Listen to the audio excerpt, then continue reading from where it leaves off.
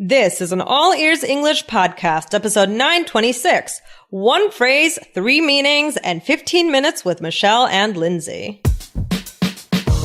Welcome to the All Ears English podcast. Downloaded more than 50 million times, we believe in connection, not perfection. With your American hosts, Lindsay McMahon, the English adventurer, and Michelle Kaplan, the New York radio girl, coming to you from Boston and New York City, USA.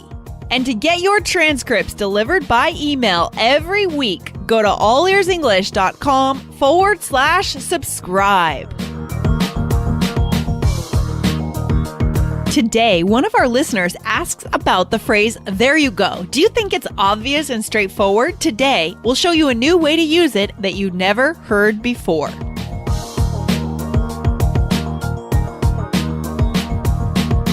Hey there, Michelle. How you feeling today? Hey, Lindsay. I'm doing good. I'm good. How are you? Well, you know, Michelle, at All Ears English, there's so much going on. Sometimes I get overwhelmed, but then when I get to get on the microphone with you or with Jessica, it's the best part of my work week. It really is. So I'm happy. I'm feeling good. Good. I'm excited. It's fun for me too. It's really fun. So, Michelle, over the weekend, I actually went to the March for Our Lives rally in Boston. Wait, you went to the one in DC or you did the one in Boston? No, in Boston, just in Boston. Did you go to the one in DC? No. I went to a local one as well. Oh, wow. How cool. I mean, what's going on, Michelle? Could you just really quickly tell our listeners what this rally was all about in case they don't know? So basically, it's in relation to a shooting that happened in Florida on February 14th, where 17 people were killed. And it's basically all those. There's a movement starting really by the students of the school and people around the country and the world really, and like just totally sick of it because it's ridiculous already. And it was a huge march, to fight for, to basically to help with add more gun control and stricter laws with buying guns and things like that, and just like other things in general about safety, but mostly it's about guns and how it's like, really crazy here already. Yeah, I'm so excited about this, Michelle. I feel some really good energy around this movement for a couple of reasons. Like, I have the feeling that this time it's going to be different, and I hope I'm not wrong, but I know that we've tried, people have tried for years to get, as they call them, common sense gun laws, right? Enacted. But the problem is the politicians in the US are just basically bought by the NRA. And I think that fact was really highlighted, at least at the march that I was at. The financial connections between the NRA and basically going to politicians and giving them campaign money in exchange for doing nothing to protect citizens with common sense gun laws. That's what ends up happening. And that's the reason. It's as simple as that. I really think it is. That's why we don't get common sense gun laws.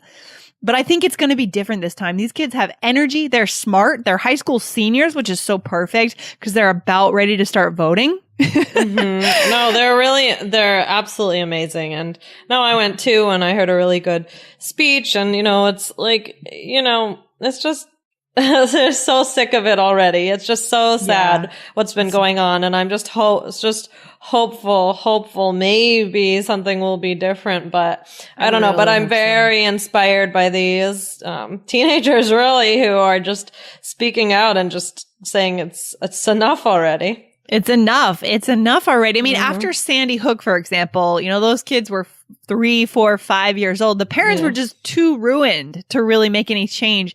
And they tried to, but just no change came of it. But I'm just hoping that these kids will be young enough to be kind of optimistic about what they can do. They're not like jaded yet. But they're also smart enough to be articulate and to be clear about what they're asking Congress for. And the other dangerous thing about this group, dangerous in a good way, is that they know how to use social media, right? They know how to mobilize their generation. Right. No, they're really, and just so well spoken. And like, I don't know if you watched the coverage of the one in DC.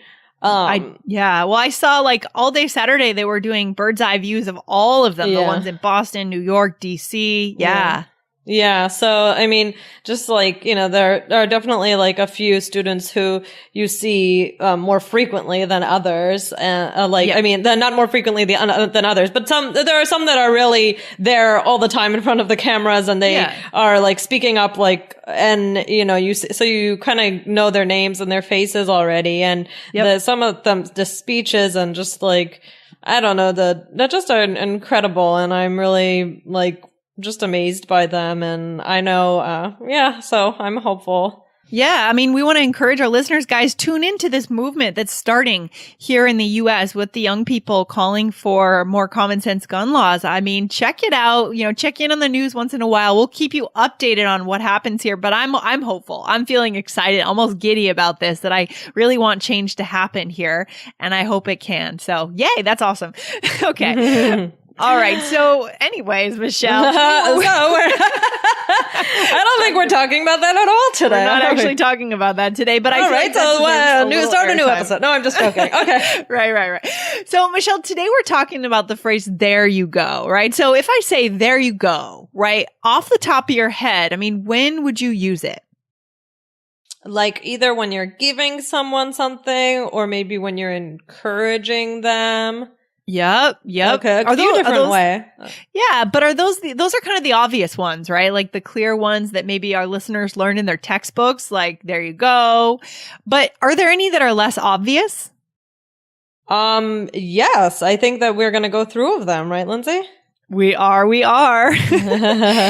Exactly. Guys, so today we're going to show you some less commonly known ways to use there you go that are super natural and native. And Michelle, as soon as you see these two, you're going to say, oh yeah, this is great. This is natural. This is native. And I used it yesterday, right? I'm hoping you're going to say that at least. So guys, this phrase, there you go. It seems simple and straightforward, but there are ways to go deeper with it. And I want to call you guys over to episode 461 in your search bar. Okay. If you pull that one up, we did cover there you go, but only in one of these ways that we're going to talk about today. Today we'll go deeper with the phrase. All right, cool. So Michelle, where should our listeners go if they want to grab the transcripts from today? allearsenglish.com/subscribe. Yeah, exactly, guys. That's a good way to follow along so you don't miss any words. So Michelle, I think we should start with a question from a listener. It's a good one. Would you mind reading it for us? And then we can get this kicked off here. Guys, if you love this podcast and you'd like to see every single word we say written down on the transcripts, then you can subscribe to the transcripts and save 50% and get them delivered to your inbox every Monday. Go to allearsenglish.com/subscribe.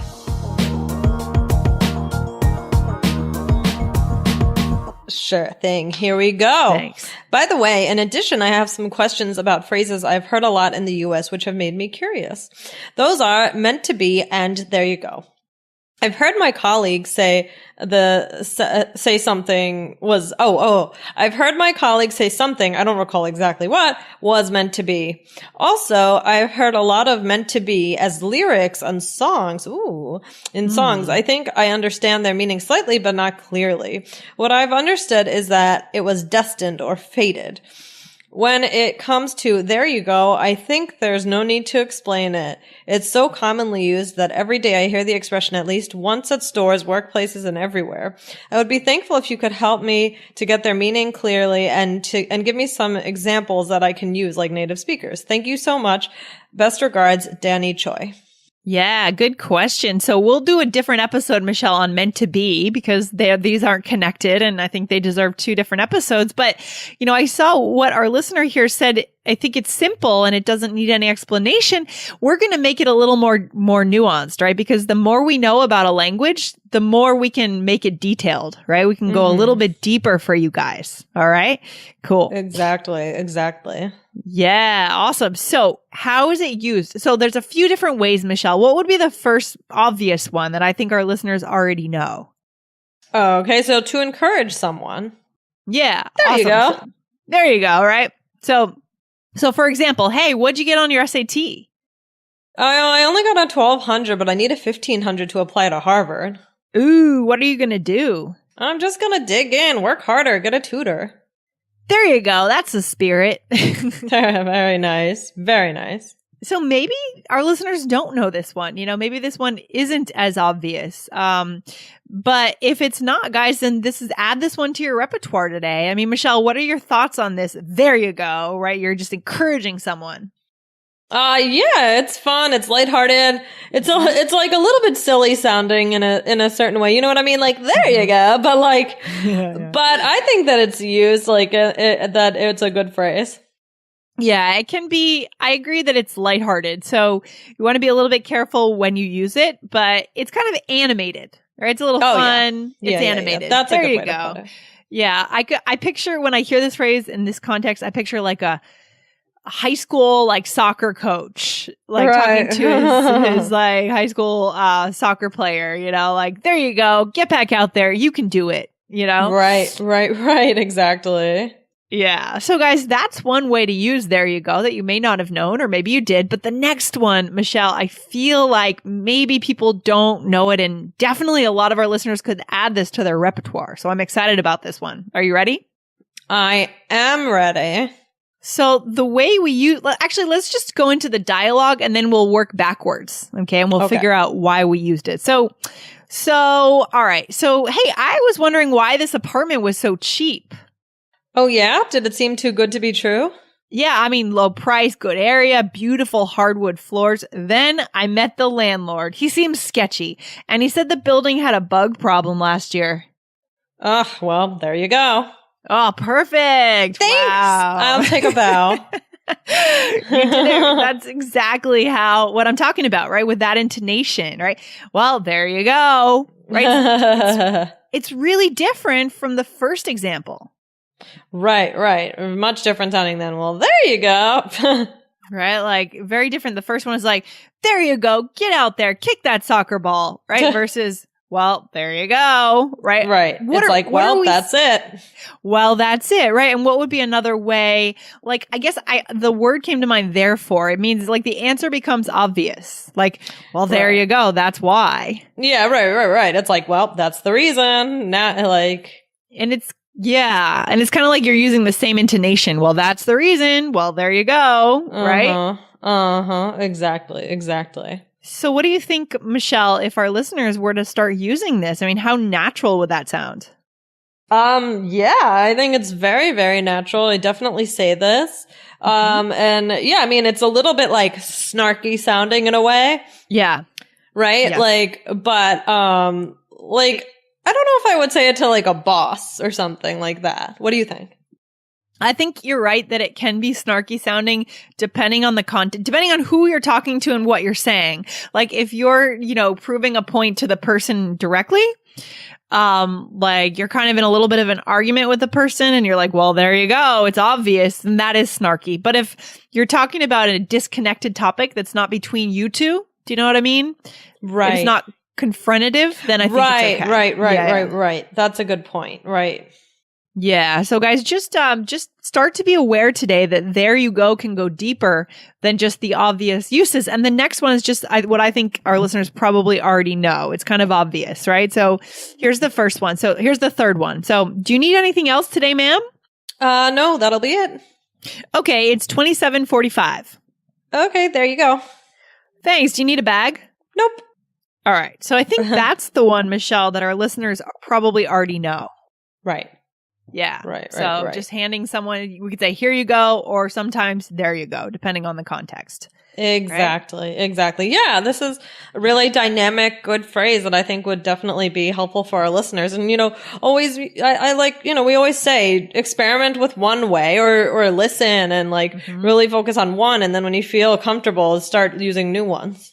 Exactly. I love that. So what's the takeaway then? I mean, it's kind of like along those lines, right, Michelle? I mean, what as a learner, as a listener of this show, what should our listeners never do? Well, never assume that a phrase has only one meaning, right? Because many times there's more than one meaning. So try to go deeper with the language. Yeah. So, today we've shown you a fun way to use this phrase in a new way. So now listen for it, right? And look for those other meanings in other phrases as well. You got it. Exactly. So we want to challenge you guys to try, always look for those second, third, fourth meanings. And that's how we deepen our connection, right? That's how we start having more interesting conversations that you guys want to be having. Okay. Love it. Absolutely. Love it. Awesome. And Michelle, I want to remind our listeners, guys, go over and check out our course, The Bridge to Connection Method, right? So last summer, actually now it was 2 summers ago, it was 2016. Michelle, the time has just gone by so fast. That's crazy. I can't believe it, but I drove across the US and I interviewed more than 50 different American people. And we've brought you those interviews in the form of lessons that give you strategies on how to listen to native speakers. So it's very unique. You won't find any course like this anywhere. So go to allearsenglish.com/connection and get in. All right. Very cool. Okay. Perfect. Very exciting. Okay, Michelle. So thanks for hanging out today, and I hope you have a good one. I hope we get a touch of spring here pretty soon. I'm waiting. Winter is hanging on, so I'm hoping for spring here. Me too. Me too. All right. Okay. I'll talk to you soon, Michelle. Take care. Bye, everyone. Bye, guys. Bye, Lindsay. Bye. Thanks so much for listening to All Ears English. And if you need a 7 or higher on your IELTS exam to achieve your life vision, then our Insider Method can get you there. Start with our free video series masterclass. Get video 1 now at allearsenglish.com/INSIDER. And if you believe in connection, not perfection, then subscribe to our show on your phone or on your computer. See you next time.